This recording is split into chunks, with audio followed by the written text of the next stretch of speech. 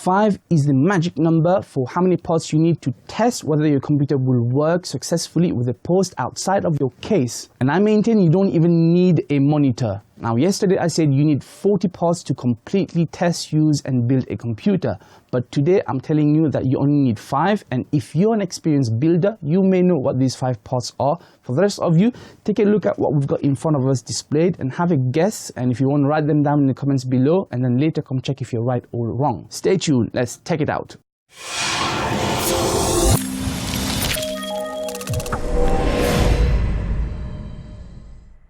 Hey Nimtags and welcome, this is Ash from Hill My Tech. On this channel we do reviews, repairs and tutorials of tech. And if you want to unleash your true potential, start by subscribing and enable the notification bell icon so I can help you go from newbie to techie. And also please consider using my Amazon affiliate links in the description below. So this is part 12 of our One PC to Rule Them All Challenge series. We're trying to do a triple boot operating system, Windows, Linux and macOS, and we usually put a poll at the end of the video for you to vote because you're going to decide every aspect of my next PC build. And at the moment, we're trying to daily upload as long as this series will continue. Post and beep codes. One huge mistake I see a lot of people do when they're even showing a build tutorial is that they do the build inside the case. This is a huge mistake.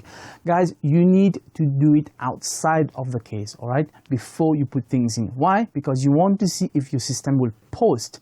Otherwise, once you put it inside the case, there are too many variables and you will end up having to take everything out, starting testing one component after the other if your system does not post. Now, post means power on self test, and it is a way for computers to check 1, the presence of certain components, and 2, whether these components are working correctly, like the processor or the RAM or the GPU. So once the system does a successful post, then it's going to look for an operating system, which is usually on your hard drive, to boot up into your OS, like Windows or Linux or Mac OS. I've explained all of this in my Troubleshoot series. You can watch it up there or up here. Now, this is crucial. Depending on the type of BIOS of your board manufacturer, the frequency of the beep and the length of the beep will be different. Usually, most computers which I've come across, one single short beep means a good, successful post. However, it could also beep twice.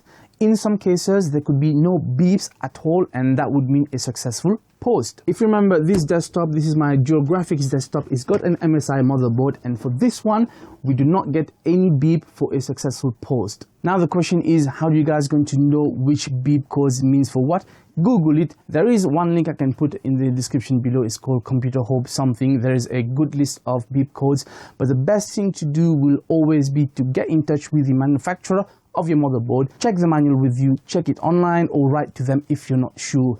It's essential that you do not skip understanding how beep codes work because they will avoid you so much headache. It is one of the best tools for troubleshooting. To successfully test for post outside of your case, you only need 5 parts. You don't even need a monitor, you don't even need a keyboard or a mouse. Yes, you will need them eventually to do some further tests, but I'm talking here about listening out for the single beep, because you will get a single beep to signify it's a successful post if all your components are working. We don't even need to check whether there's display on the monitor. All I'm saying is if you're an experienced builder, that's all you need to check whether your computer will work eventually or not. Obviously, it's a bit difficult for first-time builders, and I'm also assuming here that the motherboard will have an existing speaker built in. Some motherboards also have a dedicated button for the power on self-test, which you can use. However, to make it easier for most people, especially for first-time builders, you need a lot more than 5 components, and let's go through them. You're going to need a monitor, obviously, to test for your display. You're going to need a keyboard and maybe a mouse. The mouse is not entirely essential for certain BIOS because in certain older BIOS you only need the keyboard, but for the more modern UEFI interface, the mouse also works, so you might as well get yourself a mouse. You also need a speaker cable if you haven't got one on the motherboard. You could also do with a switch. This is just a 2-pin switch. You plug into the positive and negative on the front panel connectors of your motherboard. It's not entirely essential because you could use a screwdriver just to bridge a connection between the positive and negative and also turn the computer on, and that's kind of all you really need. Now, you don't need anything to test the hard drive just yet. You don't even need a Windows ISO or installation drive, and you don't even need a Linux drive at this stage. But these are okay to have because you're not going to just test for post now, are you? All I'm saying here is you can save a lot of time just to check for a very simple post, so you can eliminate certain things for troubleshooting. So for our tutorial today, we're going to use this crappy sleeper PC case. If you guys remember, this is from the Pentium 4 era. This is the Dell Dimension 2400, a classic case. Yeah, it's still quite solid. I know this is not cost me anything. I got it for free from one of the clients, I think. Okay, but what's interesting was what inside, apart from the dust, obviously, this is the AM1 platform from AMD. I don't know if you guys remember, there were, I think, about 4 or 5 processors which came out, some APUs, and these were the like the 3850 or the 5350. I think what I've got in there is the 3850, which is an AMD Sempron. Okay, it's supposed to be quad core. It's got also a GPU on there, which means it's an APU. These things were like 25 watt for the TDP, so low, and it costs like 25 pounds for the processor, 25 pounds for the motherboard, 25 pounds for the RAM, and 25 pounds for the power supply. I built this brand new for about 100 pounds, give or take. Okay, do not do this, it's a bad idea. Let me talk through what I've got in here. I've got obviously a power supply from EVGA. This is the 430 watt white power supply, supposed to be 80 plus certified. This I would say is an overkill for this system. Underneath there, I've just showed you, I've got the AMD Sempron 3850. The other types, I think we've got the Athlon as well. And the motherboard is a Gigabyte GA-AM1M-S to Hedge. And there's only one stick of RAM here. This is 4 GB DDR3. No GPU because we've got onboard GPU. There's only 2 SATA ports on these guys. One is already occupied. However, we haven't got any hard disk connected or an SSD to this right now. Now this board, because it supports APUs, has HDMI and VGA ports as well, which means this is one of the examples we can use to test for post without requiring a discrete graphics card. The only thing this computer is good for today is to do general browsing on YouTube and maybe some homework. Even YouTube, I think, and I tested it recently, a 1080p video full screen might struggle and might lag a bit. It's that bad, unless I've done something wrong. What we're going to do is I'm going to show you currently it's plugged in, connected power cord at the back of the power supply, the same DVI to HDMI cable to the monitor, and we've got the CPU plug in, we've got the 24 pin plugged into the motherboard, we've got a speaker cable, got a very tiny, very cute but very crappy cooler fan on top of the processor. Okay, no graphics card on there. So I'm going to show you, listen for the beep. Let's turn it on. Is our switch on? Switch on. Let's first watch the, hear the beep, and then we're going to see the post on there. There is no disk on there. Beep, and on the display, there we go, you got something on there. Okay, we come back here. We haven't got the keyboard and mouse connected at the moment, nothing. Okay, so you heard the beep. Okay, what I'm going to do now is I'm going to disconnect, go back to the DV cable. I'm going to disconnect the HDMI. Okay, I'm going to switch this off. I'm also now in one shot going to disconnect the CPU fan, because once the CPU fan is not connected, it means there also doesn't need to be a cooler. Right, now what we got left is the speaker cable. So let me count for you right now. We've got 1, a power cord, 2, a PSU, 3, we've got the motherboard, 4, we've only got the processor. That might as well not be on because it's disconnected right now. Look, the fan is disconnected, so that's 4. And 5, we've got the RAM.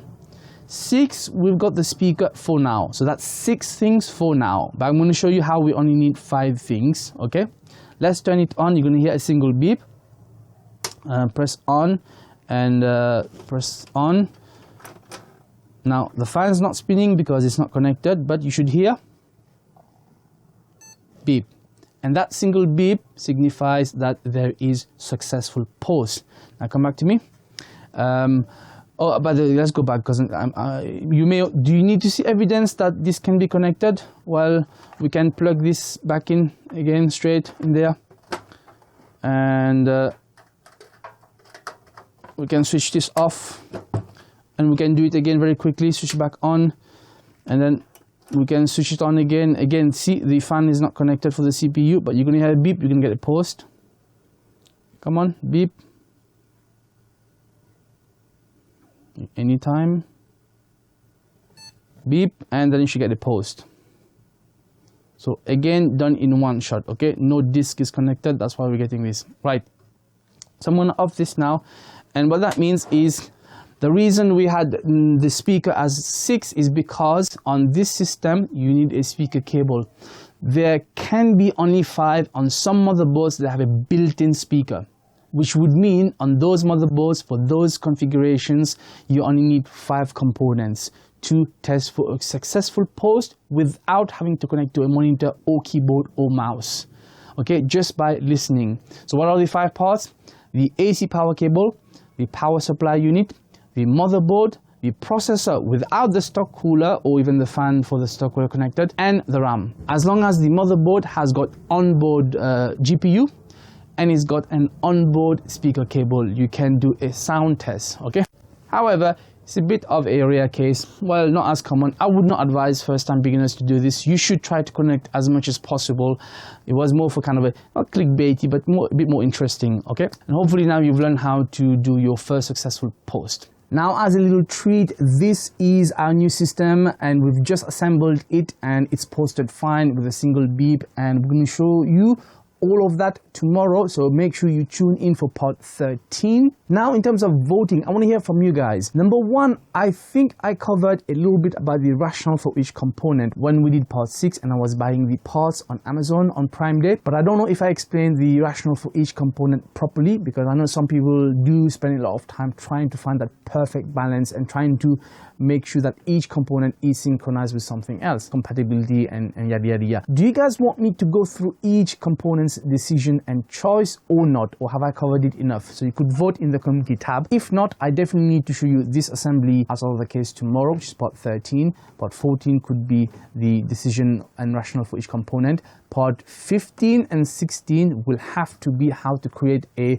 Windows bootable drive and a Linux bootable drive, because I believe, as opposed to quite a lot of people, that you don't just test for post on a system, because yes, it will indicate that the system posts, but I would also like to test drive the operating system. Not only that, there's other features on the motherboard like the audio ports, the USBs, the internet connection, etc. And I think it's important, and it doesn't take too long to do, because that again will avoid you a lot of problems for troubleshooting afterwards. So I'm going to put all of these options for you to vote down in the community tab as usual, unless you can think of something else. Okay, that's enough for today's video. Don't forget, we are uploading daily, so join us. Make sure you subscribe and you click the bell notification icon, and do not forget to use my Amazon affiliate links, although this video is not sponsored. But if you're a sponsor, get in touch. Make sure you check out this video up here and also this series down here, which will definitely benefit you for this series and beyond. Once again, this was Ash from Untitled Tech, helping you go from newbie to techie. Remember to unleash your true potential. Until next time,